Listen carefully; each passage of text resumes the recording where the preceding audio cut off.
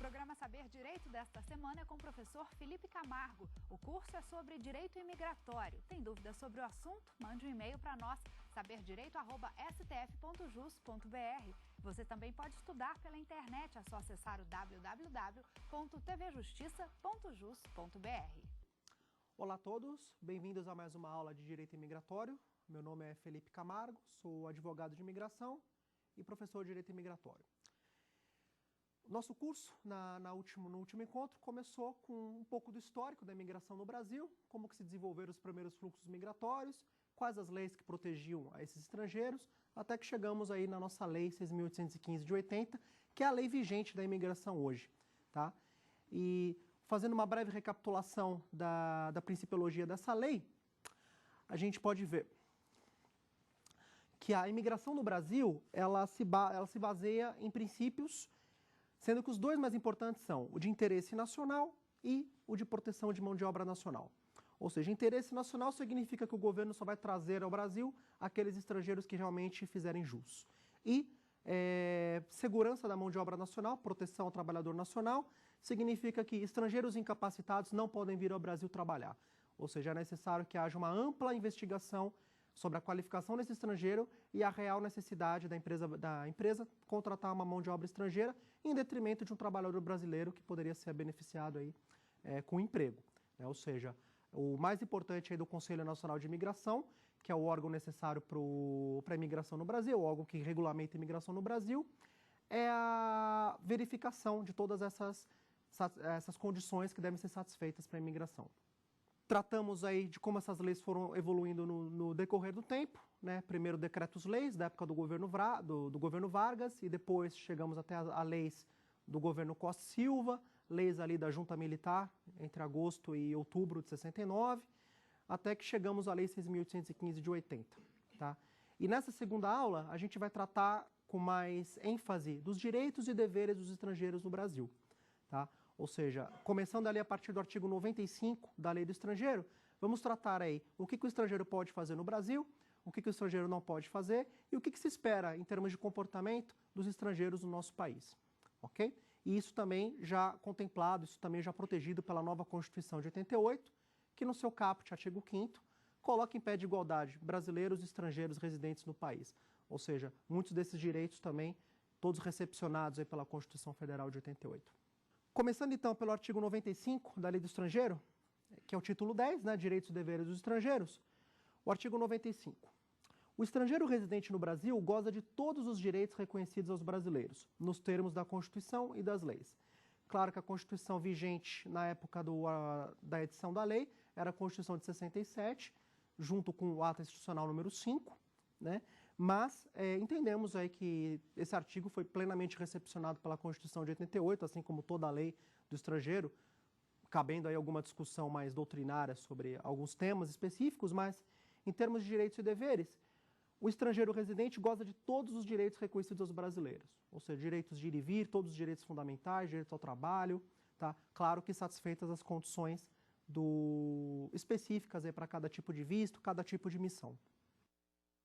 Artigo 97, vamos pular o 96, depois a gente fala dos deveres. O exercício de atividade remunerada e a matrícula em estabelecimento de ensino são permitidos ao estrangeiro com as restrições estabelecidas nesta lei e no seu regulamento. Como já falamos de maneira introdutória, o exercício de atividade remunerada vai ser verificada pelo Ministério do Trabalho e Emprego.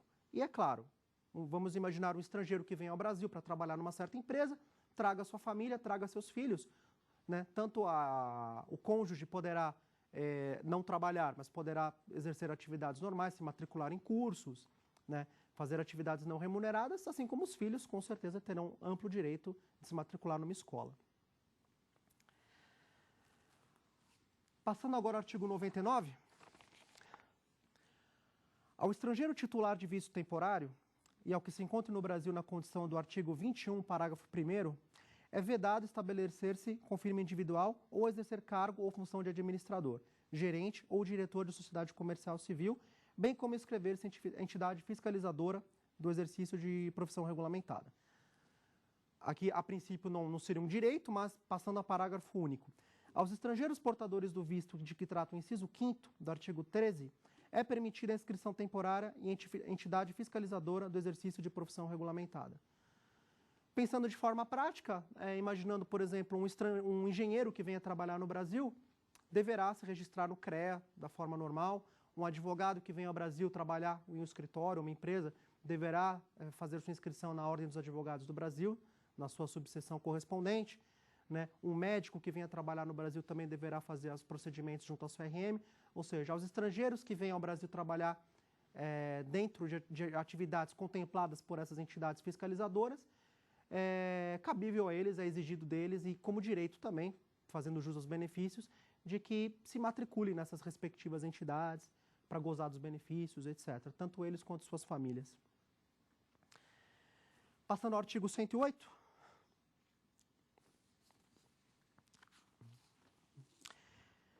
É lícito aos estrangeiros associarem-se para fins culturais, religiosos, recreativos, beneficentes ou de assistência, filiarem-se a clubes sociais e desportivos e a quaisquer outras entidades com iguais fins, bem como participarem de reunião comemorativa de datas nacionais ou acontecimentos de significação patriótica. Esse é um importante avanço, né, da Lei 6.815. Se nós víssemos as partes correspondentes a direitos e deveres dos estrangeiros nas leis antigas, nos decretos-leis da época do governo Vargas, por exemplo, todas essas atividades de associação dos estrangeiros era muito vigiada, era muito fiscalizada, não era livre aos estrangeiros fazerem qualquer tipo de associação. Inclusive, era previsto na lei, nos decretos-leis antigos, que os estrangeiros deveriam ter aulas sobre cultura brasileira, aulas sobre política brasileira, e que os filhos deveriam aprender história e geografia do Brasil.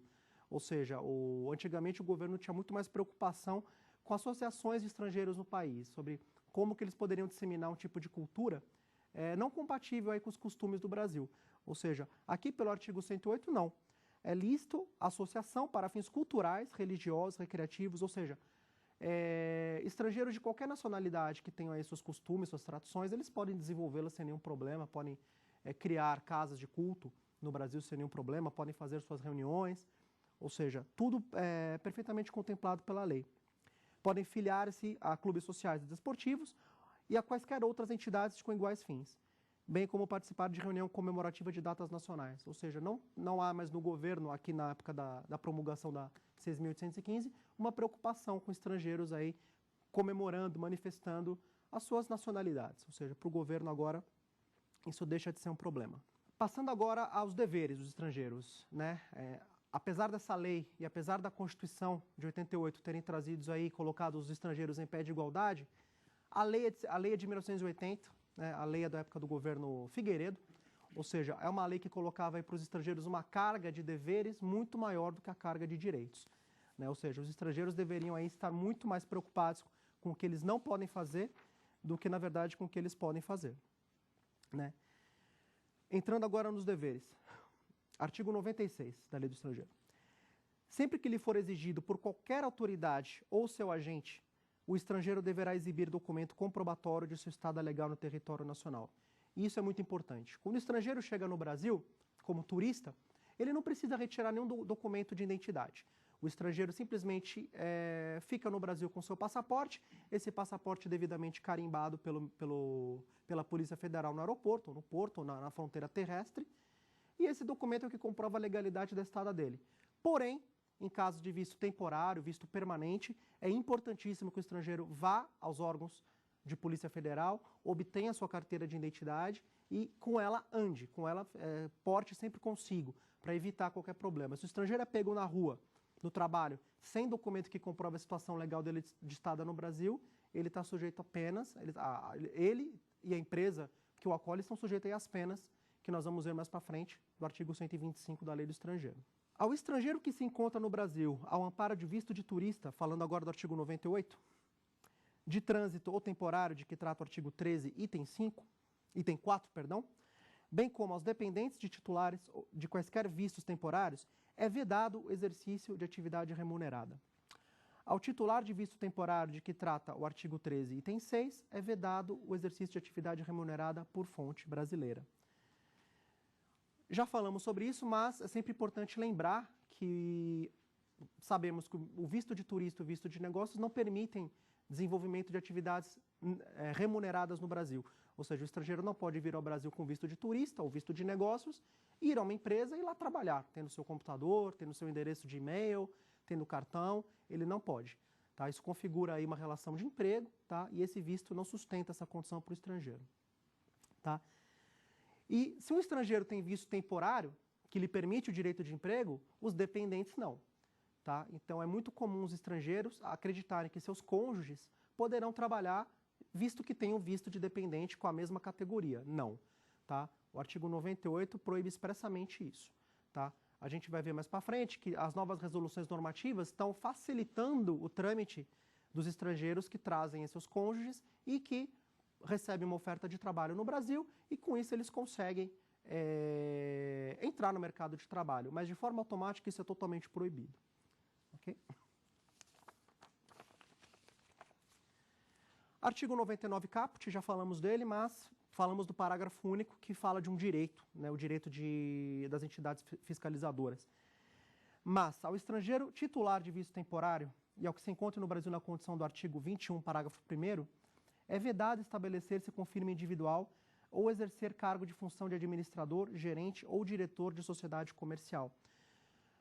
Isso veremos mais para frente quando falarmos de visto permanente, mas adiantando um pouco o assunto, significa que um estrangeiro com visto temporário, ele não pode assinar documentos em nome da empresa brasileira. Isso é completamente proibido.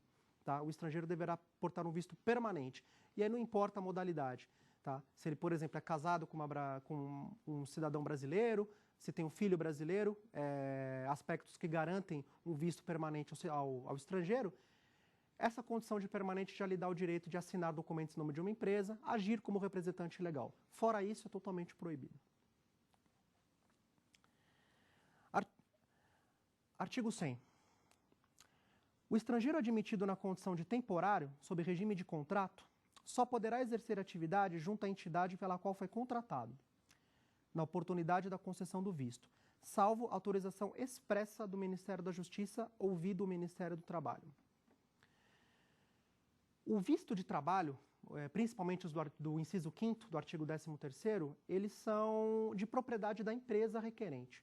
Ou seja, não é o estrangeiro que vai ao consulado brasileiro e diz, eu quero trabalhar na empresa X no Brasil, por favor me conceda um visto de trabalho. Não, isso não acontece. A empresa brasileira, que é interessada nessa contratação, faz o pedido formal ao Ministério do Trabalho e Emprego, que depois vai ser concedido um visto pelo Ministério das Relações Exteriores. Tá, ok? Ou seja, nessa condição,